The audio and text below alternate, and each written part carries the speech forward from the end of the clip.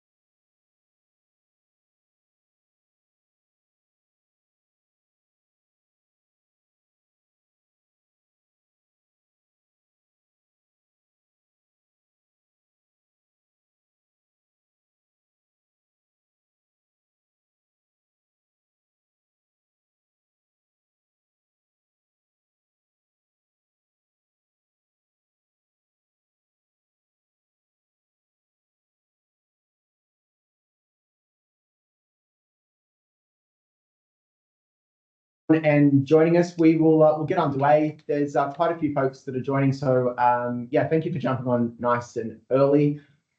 Just a couple of quick housekeeping. So as we start today's session, if you have any questions, please feel free to use the Q&A button located in the taskbar. Just confirming that we'll get to questions towards the end of today's webinar. The session is being recorded and we'll share a copy of the recording and also the slides with everyone that's registered post the session today.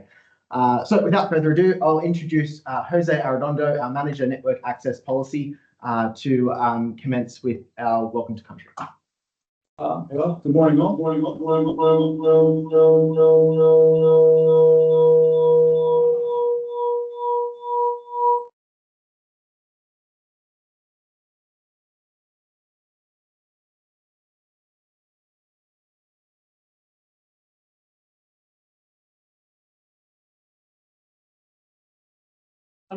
Should be good now. No, sorry about the echo before, guys. Welcome all. Allow me to pronounce the acknowledgement of country. The National Heavy Vehicle Regulator, NHVR, acknowledge the traditional custodians of the lands across the nation. We recognize the deep and lasting connection that Aboriginal and Torres Strait Islander peoples have to the lands and waters across the country and thank Aboriginal and Torres Strait Islander people for caring for the lands for over 60,000 years. We also pay our respects to elders past and present and to emerging community leaders. We acknowledge that many of Australia's major road networks are attributed to First Nation peoples, having used star maps as waypoints on their journey through Australia's harsh terrain to reach landmarks such as watering holes. Thank you. I'm going to proceed with just a very high level of review of what we're going to do today. So the outcome or the purpose of this webinar is to provide road managers and those attending the webinar about the review or in effect an update on the HVNL review reform that will have some direct impacts on road managers from the point of view of the notices that you guys provide consent to. These impacts are reflected mainly into three key things. One of them is mass and dimension. As you guys know, any vehicle that is not general access will require an instrument to operate. The second one would be obviously length, and the third one would be the changes to the accreditation for mass management. In some cases, especially in the case of mass management, they tend to be administrative in nature, and my colleague Quinton Hartel will provide more information on that later on. We'll proceed then with Nicole Rossi, the CEO of the HVNL, who will provide a high-level view of what we're trying to do at a national level. Hey, good morning, everybody. If you would flick to the first slide if you can. First, just welcome to the call. It's really good to have so many people on the call here today. Just by way of my background, if you can't hear the accent, I'm sure you can. I'm a New Zealander who's been in Australia now for 7 months in this role. Previously, the Chief Executive of New Zealand Transport Agency, Waka Kotahi, and that's quite relevant, I guess, for you on this call because Waka Kotahi funded councils in New Zealand. We funded about 50% of their costs of road maintenance and all their national land transport plans fed into the hypothecated fund that NZTA administered. So NZTA also approved all of the funding, played the role, I guess, of the federal government and the states here in Australia in terms of prioritising the work program and also doing the long-term and medium-term planning and short-term, if you call 3 years short, for New Zealand. So I have been deeply involved in the last 5 years in working closely with councils. I was also on the board of Auckland Transport.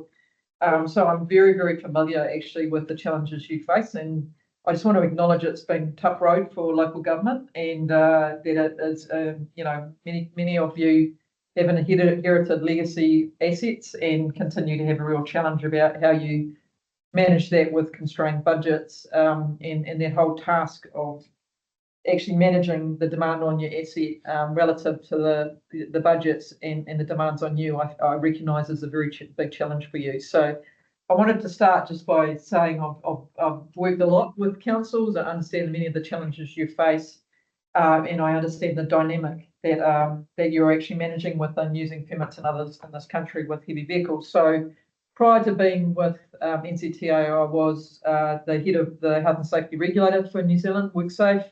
And prior to that, in the private sector, I was the global head of health and safety risk for Fonterra, so working across 52 countries globally and around 52 regulatory systems, actually.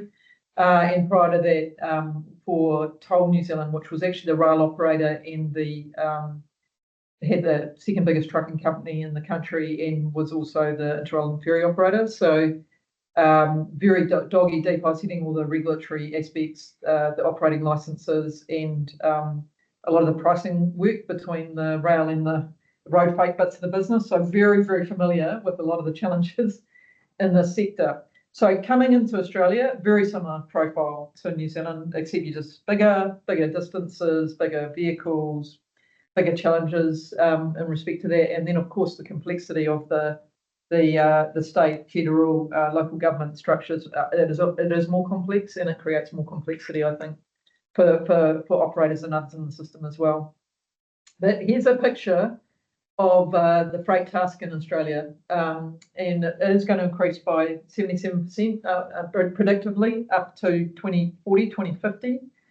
What's interesting about that, it's really interesting to note that is slower than the historical increase in freight. So that is slower than what we've seen in the last 50 years in terms of growth in Australia. So the predicted forward task is a very large increase, but not as big in terms of percentage as the past.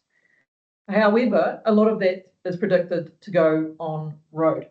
So whilst there is a real desire to push more onto rail, what you'll see from that graph, which is the forecasting that is put out by the federal government, is that the vast majority of the future freight task is going to go on roads. And so having a really effective system for managing that task on roading networks is going to be absolutely critical to, well, it's foundational actually in terms of Australia's productivity moving forward. And if you're going to ask me about that rail, but everybody in the world's got that challenge with rail. Everybody wants to use more rail, but the challenge of converting just-in-time freight to rail is really, really big challenge, both in terms of investment, how you get good utilisation, So I think we are very interested in HVR of working very closely with rail in a regulatory sense. I'm working closely with Natalie, who's the rail regulator, but also with rail operators to see how we can optimise between road and rail, because that is one of the ways we help you with some of your challenges on your assets. On the left-hand side is the fatality rate. What's interesting in Australia is the fatality rate has been pretty flat. In some states, Queensland and New South Wales, it's going up, and a little bit South Australia. But other states actually have seen a slight decrease in the heavy vehicle fatality rate. And you'll know that across Australia, in general, the road safety statistics are getting worse. And I think if in that context, the heavy vehicle performance is actually a little bit better than the light vehicle sector, but it's still not good. It's still an increasing rate of harm in a number of states. That's in an absolute sense, not over freight volume. In an absolute sense, there's more harm. So that is concerning. And it does go to the next. If you go to the next slide, it does. It's one of the things that I asked as I came in actually, because the way we're managing risk on these networks, both asset risk, safety risk, even sustainability risk, is predominantly in Australia through standards, access standards, and then permitting. And so one of the very first questions I asked is the permitting system working? You know, and if indeed it is working, we should be seeing a decline in the rate of property damage, safety incidents, and potentially increase or reduction in emissions as well. It's actually not possible to show that, and I haven't been able to get that data because it doesn't look like the permitting system is actually achieving that outcome, particularly in some of the states that have got increased levels of permitting.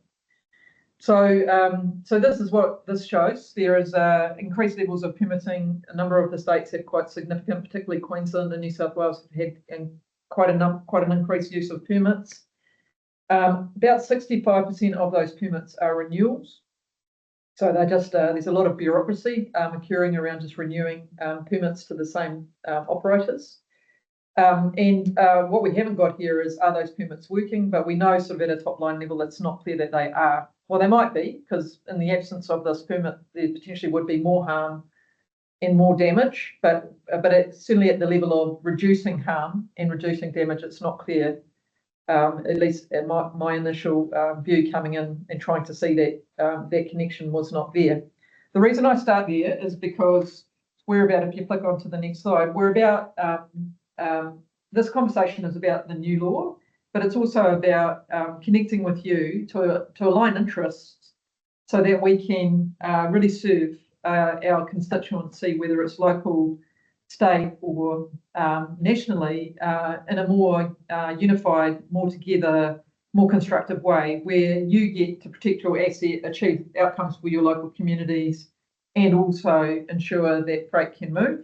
And that on the outside of the equation, that the system is there's fair access, that people are accessing it in a way that protects assets, but also protects people, and that actually we're producing better and more productive outcomes for Australia as a consequence of that. So there's a lot going on in this permitting space to actually try and permitting and access space to try and improve productivity outcomes by reducing the burden, I guess, of the administrative parts of that. Right in the centre is the big play, if you like, which is NAS, which is an automated access system. That project's been led by the Commonwealth, but with all of the states on the East Coast contributing to that. So the NAS is intended to reduce the use of permits by around 90%. The effectiveness of the NAS will be entirely dependent on some of the other things in here, the infrastructure assessments, the states and others being willing to move to more of a notice rather than a permit type arrangement for corridors, and there being alignment and agreement with local government about those routes and who can travel on those routes, so that they can then be put into the system as if you like, almost a notice, so that people can move on those routes more freely without getting access permits. So there's a big alignment with you in terms of getting the outcome of the NAS. We're obviously also supporting with the local infrastructure assessments, and we'll continue to do that.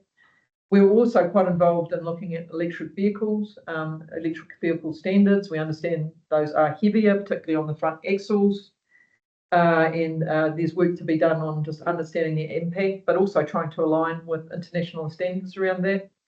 And a lot of the opportunity, I think, and something I'm very, very big on, and something I was absolutely huge on in New Zealand, that we don't talk enough about. We've said data sharing, but a lot of our opportunity is really, if you think about creation of a digital network, which is in effect what NAS is, and you think about the opportunity to manage what's happening on that network a lot more effectively, which is a little bit what data sharing is, we as a group can be much more confident about allowing people on our networks because we're much more able to manage and monitor risk.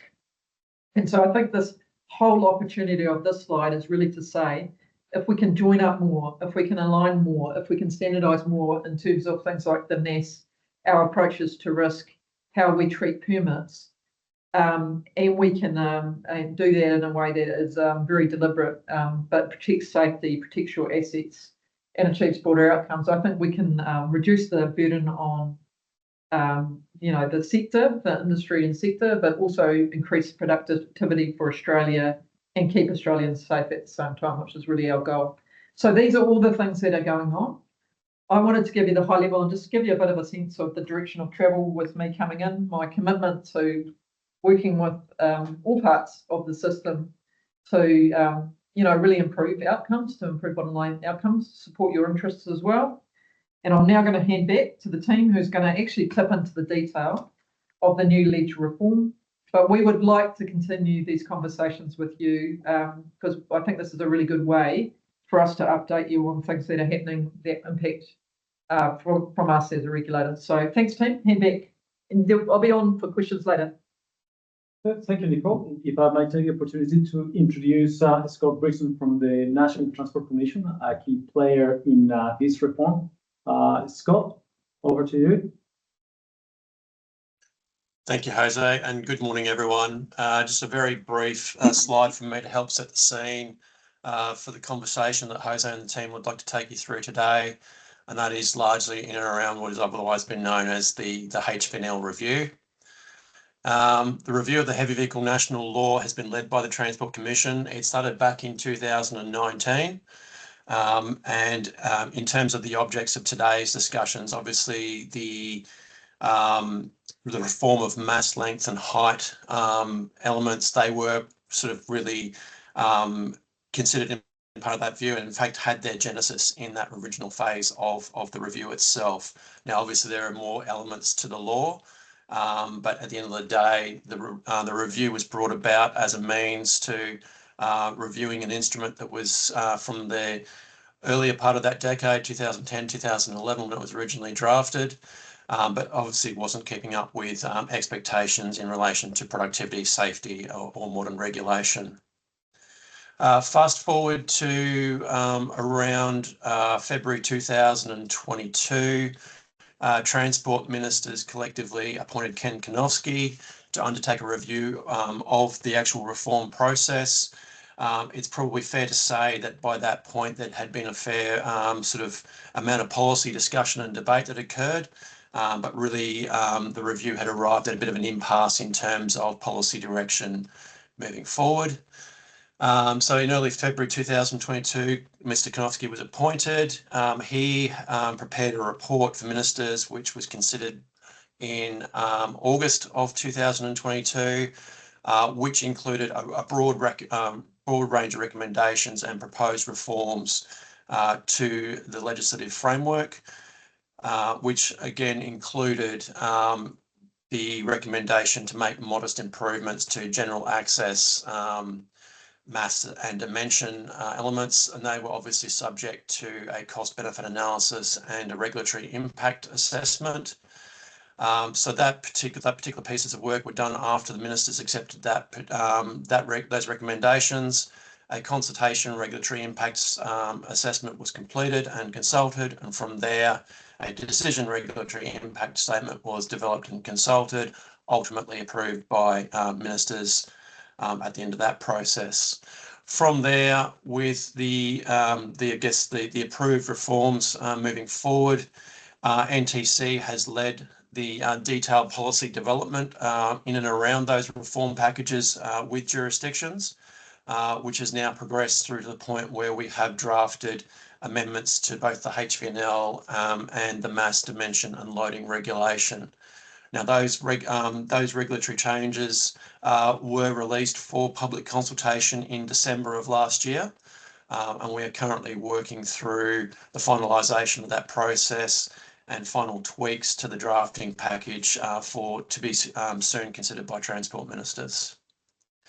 The package of reforms that will be proceeding at this point in time, and as Jose has already alluded to, will largely deal with mass, with length, and a number of other small matters on the way through in relation to the mass and dimension of vehicles, plus a broader range of measures. But with that brief overview, I'll hand back to Jose, and I'll stick around for questions as well towards the end. Thank you, Scott. That's very, very useful and provides a background on how we got from that Ken Kanofsky's report to today, which is in effect the pointy end for the reform and looking into the details, and that's what you, road managers, are here.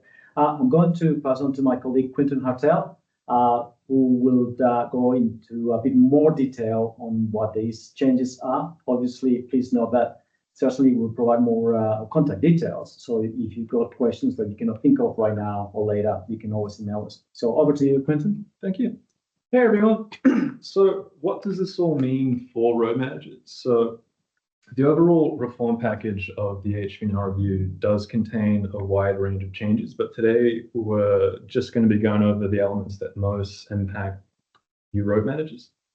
So the four main areas I want to cover today will be to do with the mass and dimension changes, the impact that has on our existing networks and notices and the road manager decisions on those networks, as well as the updates to the accreditation terminology.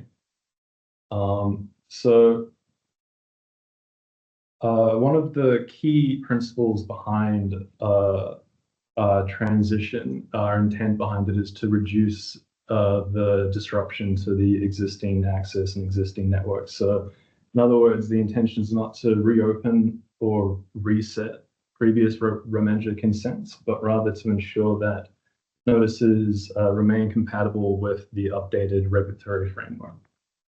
Next one. So we've already touched on these, but I'll just briefly go over them again. The main components of the changes that are impacting these networks are the mass limits, vehicle dimensions, and that regulatory framework. So the key change to the mass is that the general mass limits will be increasing to align with what the current concessional mass limits are.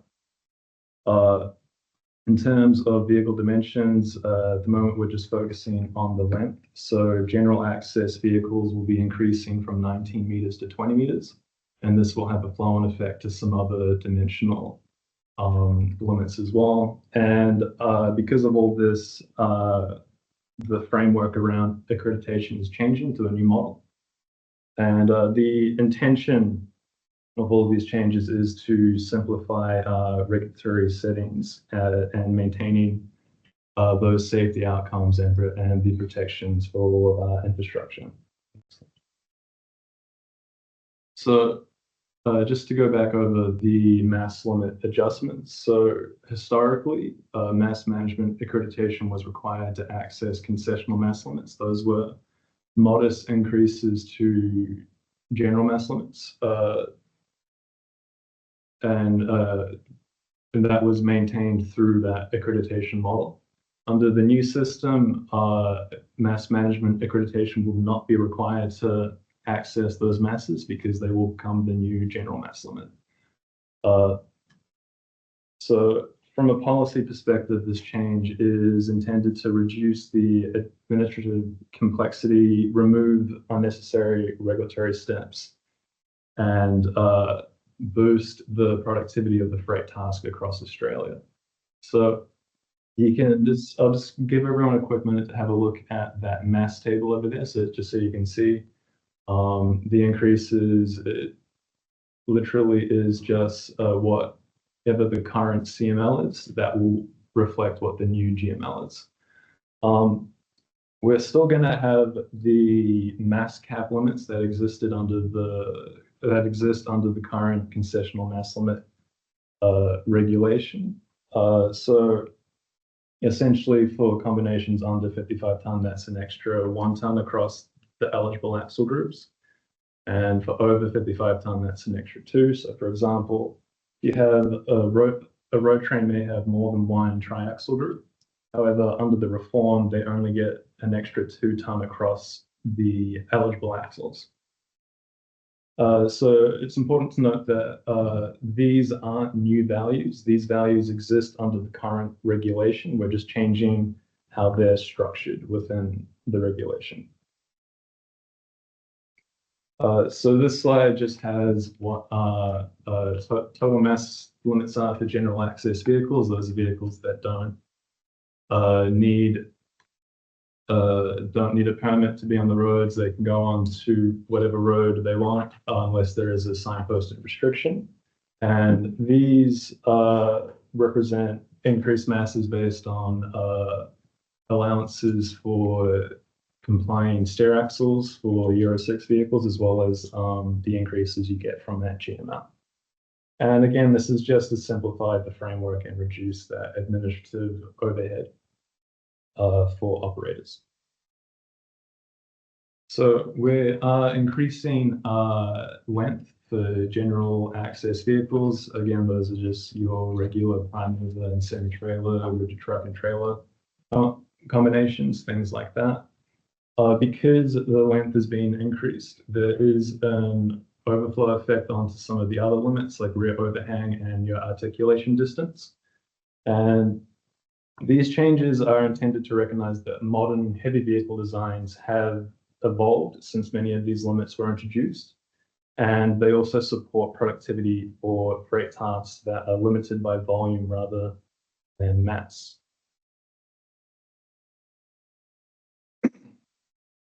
So there are changes to the accreditation model. So previously we had the National Heavy Vehicle Accreditation Scheme. That is being altered to a new scheme called the Heavy Vehicle Accreditation Scheme. And this includes general safety accreditation, which will be also known as GCA. So in order to get your mass management, you need to have this GCA first. And the mass management under the new system, instead of being called mass management accreditation, it'll be called alternative compliance accreditation, or ACA, and then there'll be a mass module. And you can read more about this on the NHVR website at that link there. There'll also be a fatigue module, but we're just focusing on mass at the moment. So these are administrative updates to the accreditation model. All of the safety assurances are still there. It's just the framework has changed. So any notices that have references to this mass management accreditation model will need to be slightly amended to accommodate that new system. And we'll get into all that right now. So in terms of notices, oh, I'm so sorry, I jumped ahead a little bit, but essentially all of this reform and the impact on road managers, it's important to note that road managers will still continue to retain their authority regarding access decisions and your protections for your infrastructure and the conditions you place on heavy vehicle operations. The reform primarily changes the regulatory baseline. So because of that, there will be some updates to notices and other access instruments. Most of these updates will be minor and administrative in nature. So let's go on to the next one. So existing road management decisions are intended to be preserved where possible. For about 20 or so notices, sorry, not 20, about 12 or so notices, there will be administrative changes to references to accreditation terminology, as well as the removal of any reference to concessional mass limits, because those will become the new GML. Although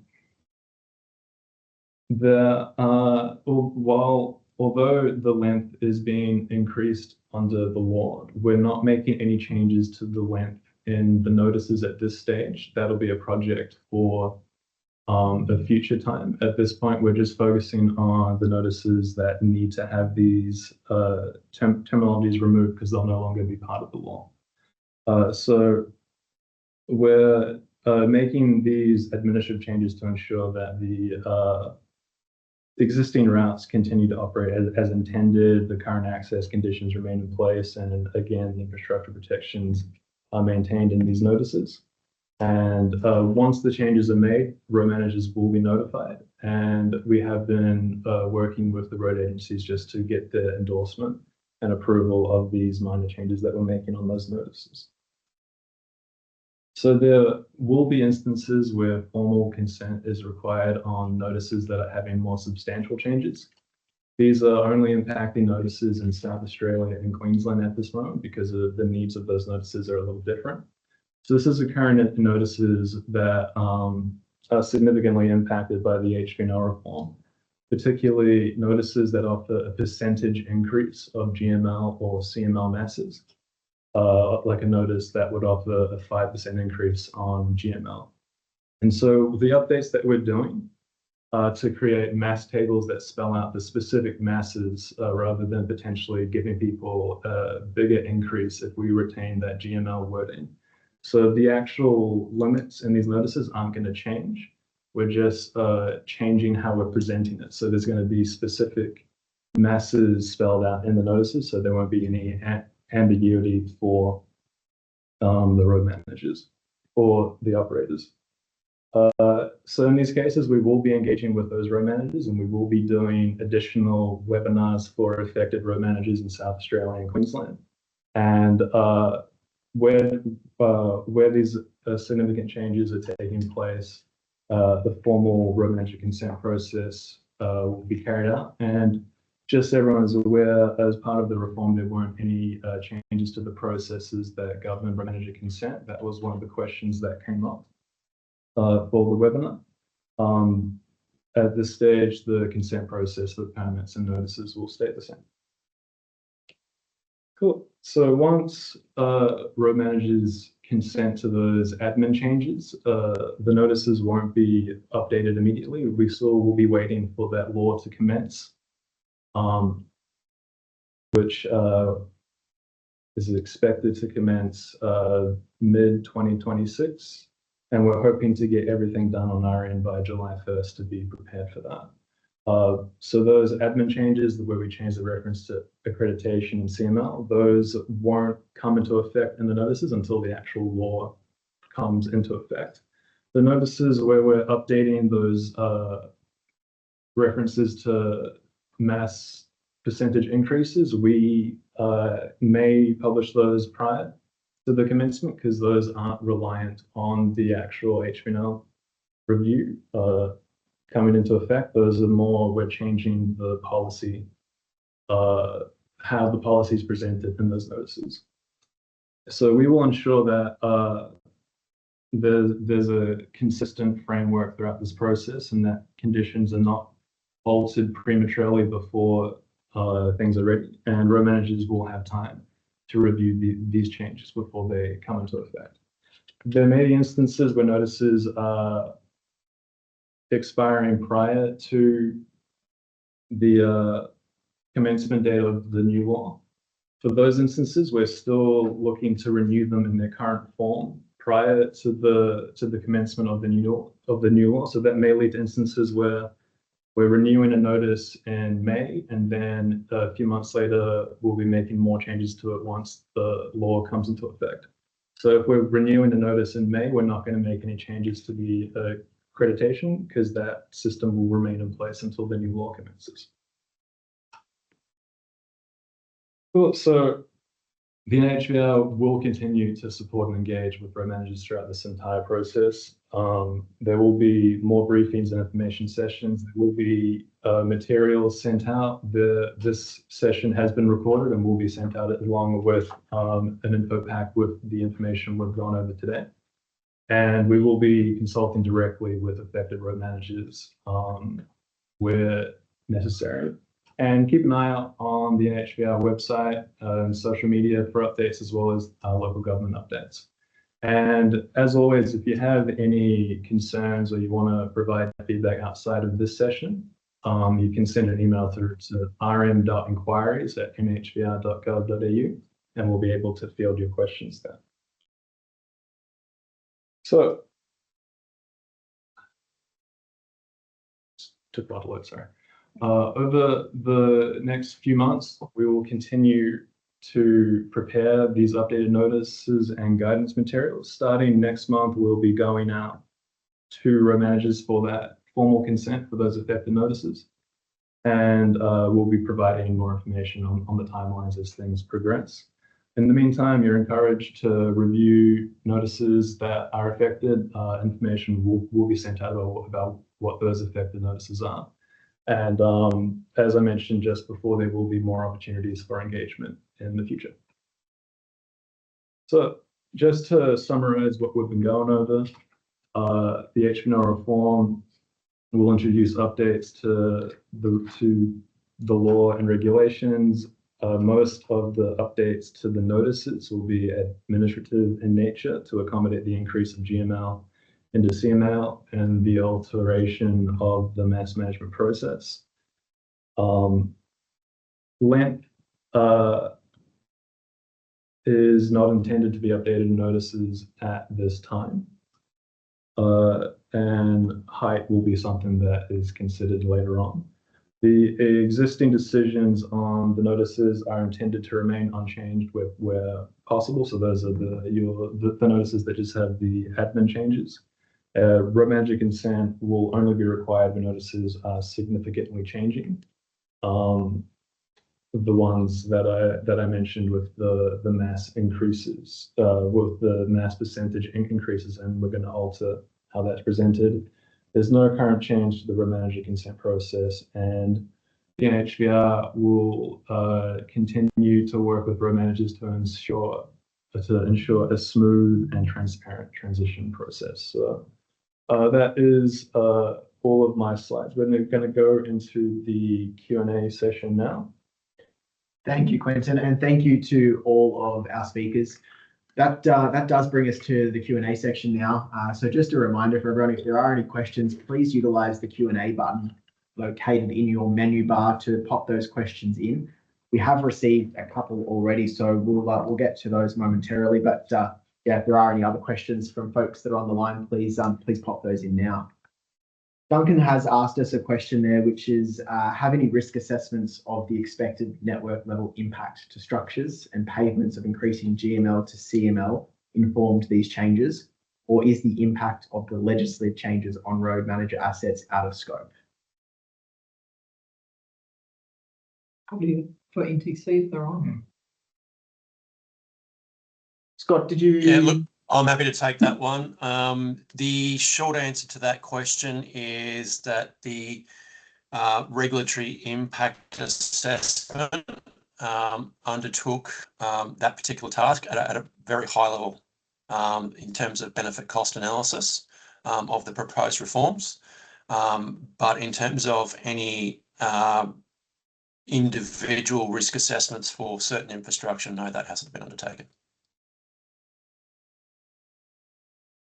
Thank you. Had another question come in around the current notice that allows forklifts to be attached to the back of Class 3 vehicles. Will they extend into 21 metre length? I'm happy to answer that question. Jose from the NTC. No, any. Sorry? Did I say NTC? Sorry, I was looking at Scott in my brain one day. Jose from the NHVR. Apologies. No, one of the key things that we're trying to do with this particular reform is that any Class 3 notice, going into the details, will not change due to this reform. If at one point in time the industry or there are needs to amend a notice to include longer tracking dog to carry a forklift. Then we'll go through the normal processes of consultation with road managers to ensure that you guys got a say in it. So at this stage, the answer is no. The current notice that provides access to these vehicles will not change. Thank you, Jose. We've had another question come in, which is around how will the 1 tonne increase be distributed over vehicles, axle groups? Want to answer that one? Thank you. Okay, no worries. Again, Jose from the NHVR. So in similar fashion to the intent of CML, there is 2 ways in which this can occur. There is a individual axle group mass limit. So for example, for a tandem would be from 16 goes to 17, for a triaxle go to from 20 to 21. If the mass cap is 1 tonne, if your vehicle gross mass is under 55 tonnes, then you can have the ability to sort of go up to those 17 and 21 masses, but combined, you cannot exceed that 1 tonne.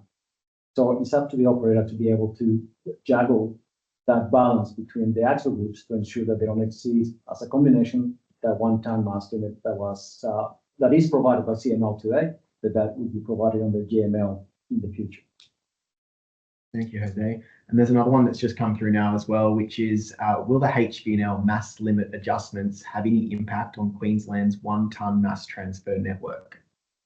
Okay, so as part of the regulation, the 1 tonne mass transfer will be removed from the MDL regulation. So that network in effect will disappear. Thank you.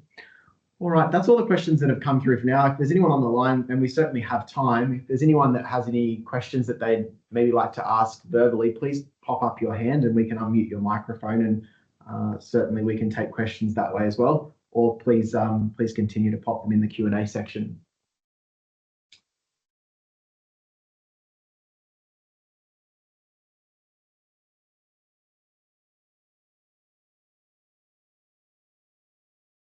Another one that's just popped in. Duncan's asked if there is a date when the new mass limits start. Ooh, that's a very good question. So I think at the moment, Scott, I might defer to you on this question. I think the proposals are going through the approval process through ministers. Did I get that right, Scott? Yes, Jose. We don't have a defined proclamation date at this point in time. There will be a series of recommendations to the ministers in relation to that as part of the package put forward by NTC, but we are all working towards the intent of 1 July 2026, but obviously subject to confirmation. Thanks for that, Scott. All righty, just a final shout out for any other questions. Please either pop them in the chat, or if you would like to raise your hand, we can take that question directly as well. Chris, I think there's a couple more in there. Oh, there is?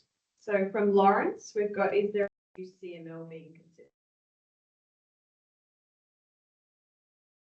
I'll take that one. The short answer is no.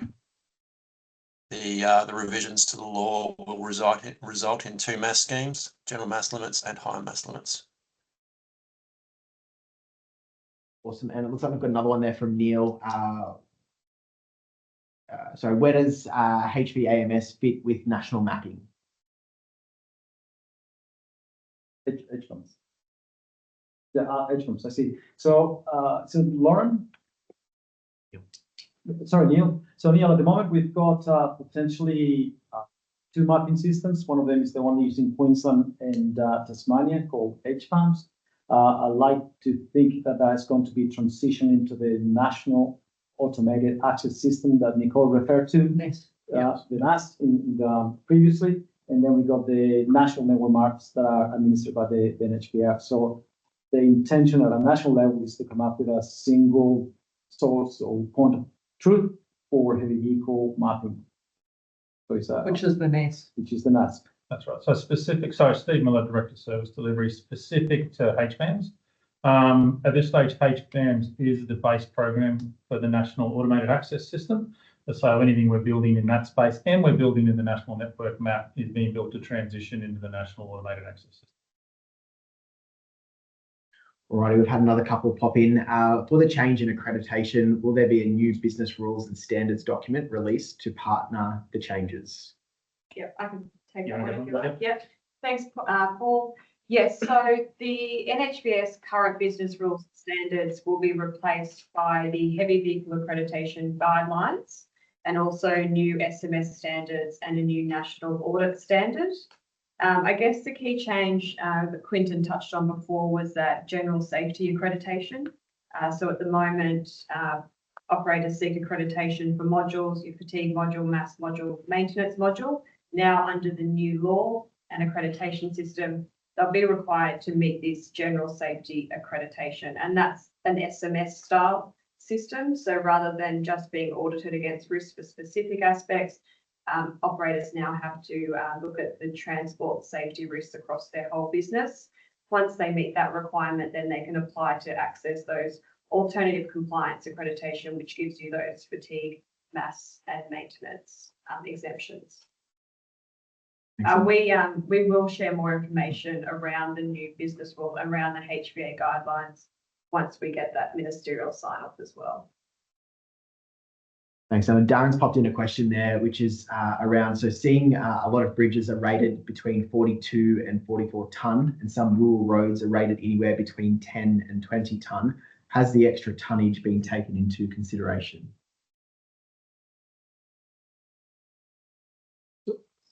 Scott, I think this is between you and I. Yep.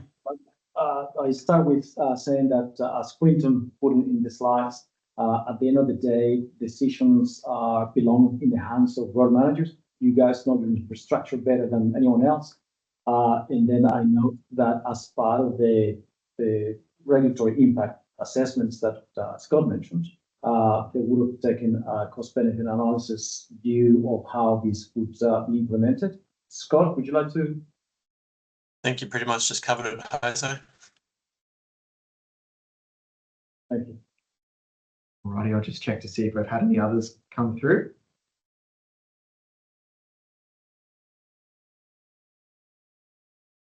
I haven't seen any yet, so just I guess a bit of a final call. If anyone wants to pop their hand up, we'll grab that question from you directly, or please feel free to utilise the Q&A as well. Just while everyone's having a final think about that, I'll just mention today's session is being recorded, so we will share the recording and the slide pack with all of those folks that have registered, and we envisage that that'll be shared early next week. So do keep an eye out for that as well. Included in the registration link, you will have noticed that there was an opportunity to ask and submit any questions, and certainly we did receive a few of those pre the webinar today. That link does remain open and active, so if you do have any questions or thoughts, please feel free to pop any questions through that. That'll certainly come to the right folks here at the NHVR. And alternatively, we've got those email addresses that were mentioned throughout the slide pack as well. We'll make sure all of that info is included in the email so it's easily available. I think we've had another question pop through. Benjamin's just asked, are you able to touch on what the SMS requirements will look like, and if any form of accreditation will be recognised as a suitable equivalent, such as AMCAS or TruckSafe? Yeah, so we're hoping, and Scott, I'll probably have to divert to you around the sharing of information around the SMS standards and requirements and when we can share that a bit more broadly. But what we are hoping to do, one of the key objectives of the HVNL reform was to try and reduce the multiple audits that industry has to do, which is pretty much covering the same information. So things like AMCAS and TruckSafe, we've been in close discussions with the ATA around TruckSafe. They have their own SMS system. So we're talking to them about the fact that if their SMS system meets those SMS standards and they're being audited in line with the national audit standard, then yes, that meets the requirement for general safety accreditation. So those conversations have been very positive, and yeah, as I said, that's one of the key objectives, to try and reduce those audits. Thanks, Emma. Just to add to that, as Emma alluded to, the SMS standards are part of the regulatory package being put forward to ministers for approval. So the release of that is obviously dependent on ministerial approval. Thank you. There's another one that's just popped through now. Mark's just asking if there's any discussion around allowing council charges to be included in the permit charge. Understand the complexity, however, it's another layer of work on the council side with most not resourced. I'm happy to answer. It seems to be around a payment gateway and inclusion of fees. We have had a few inquiries of this over the years. To date, the NHBs has been very careful not to become involved in commercial activity outside of the regulator. So we haven't allowed any fees other than the standard regulator ones to be processed through our gateway through the permit process. Something we'll continually look at. Obviously, there's legal aspects to it and everything else, being a government-based regulator. So we'll take the question on notice, but at this stage, I'd say no. The portal hasn't been built, nor do we actually engage in any third-party fees through that. Steve. There's a few more that have come through. Paul's asked, does this mean that PBS 3-axle truck towing a 4-axle truck trailer at 57.5 tonne will have access without requiring the current approval process? The answer is absolutely not.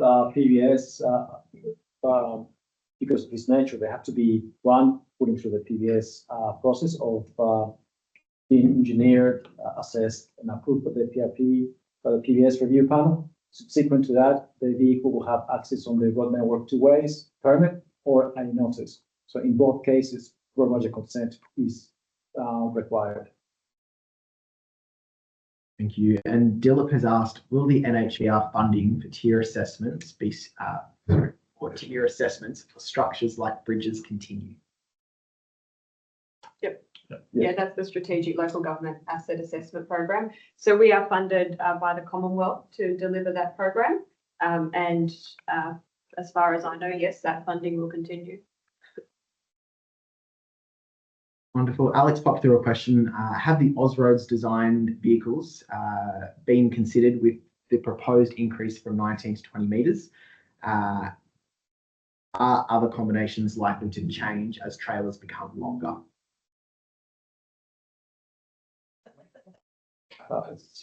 Scott, do you wanna? I'll take that one, Jose. The short answer to that is that the PBS level 1 low speed swept path measure of 7.4 metres was used to undertake the assessment of the change from 19 to 20 metres. So that would encompass the Austroad design vehicles at that level. In relation to the 9.5 to 10.5 from point of articulation to centre of the rear axle group on a prime mover semi-trailer combination, there is obviously a bit of management there in terms of the length of the prime mover versus the length of the trailer. That will be governed within the MDL, but that has been done to ensure that those particular combinations remain within that 7.4 metre limit. Thanks for that, Scott. Alrighty, we'll just check and see if there's any others that have come through, or if anyone does have a question, please feel free to raise your hand as well, and we'll take that from you directly. That does appear to be all the questions that we've received for now, so I'll do a bit of a final call. Certainly, we do have time if there are any others. As mentioned earlier, we'll circulate a copy of today's recording and the slides, most likely early next week. Can I say something? Please jump in. Sorry, hello, road managers. Again, Jose from the NHBR. I'd just like to remind you that we'll be reaching out specifically to South Australian and Queensland road managers very soon in relation to trying to get your consent to revise the notices, mainly those related to the transport of grain, and because we would like to ensure that we complete these notices and get your consent before hopefully the 1st of July.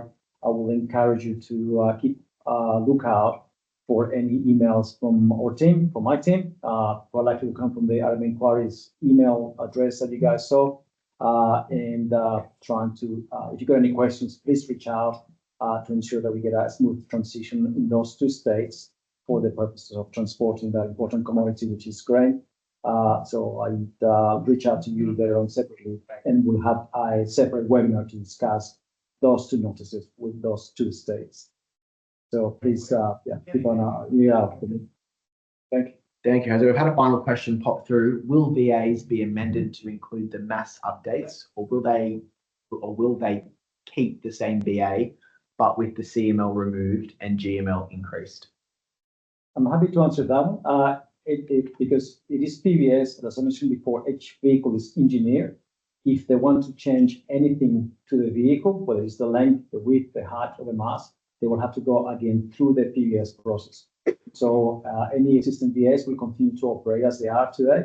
If they want to change those vehicle designs in any shape or form, they will have to again go through the PVS process of engineering, assessment, and approval. Thank you. We've had Mark pop in a question. Swept parts are one aspect. The additional weights becoming the new GML standard. How does this compare to current Ausroads guides in terms of mass for structures and pavement designs? Decent question, really. Scott, were you happy to pick that one up? Yeah, look, again, that was a consideration for the regulatory impact assessment that was undertaken. Sorry, I'm just reading the question.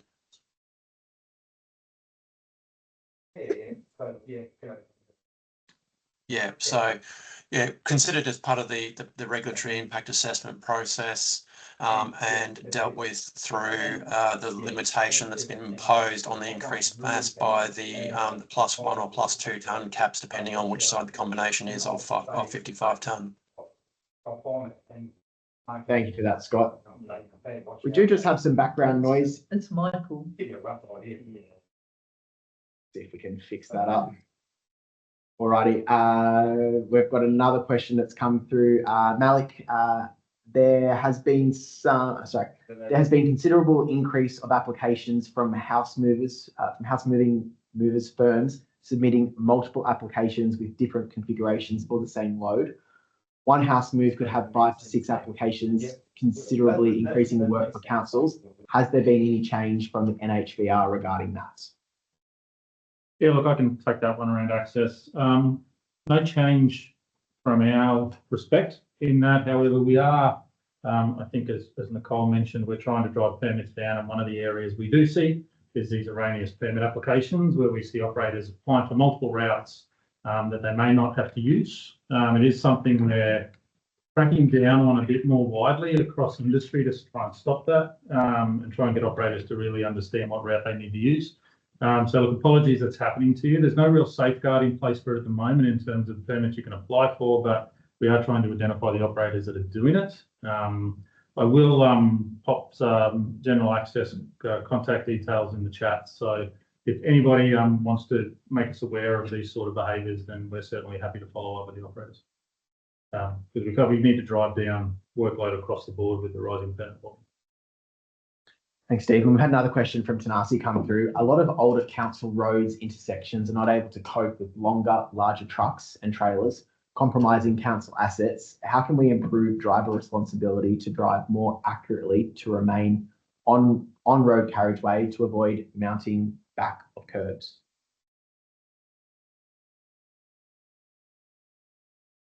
That's a good question. Just to, how can I start this? So obviously, regardless of the vehicle, you can have the best vehicle in the world, but if you have a bad driver, you might have bad outcomes.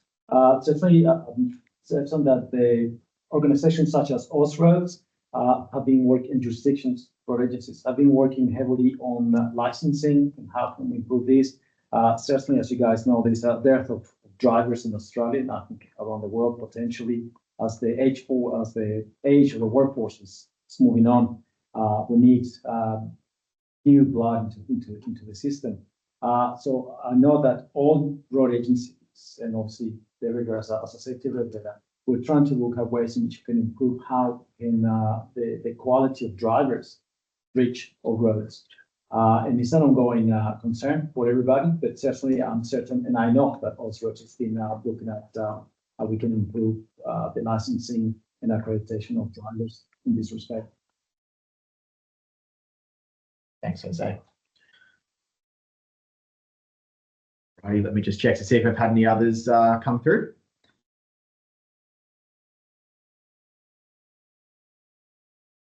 That does appear to be all the questions we've received for the moment. So if there are any others, please pop those through now, or if you'd like to raise your hand, we'll take those from you directly too.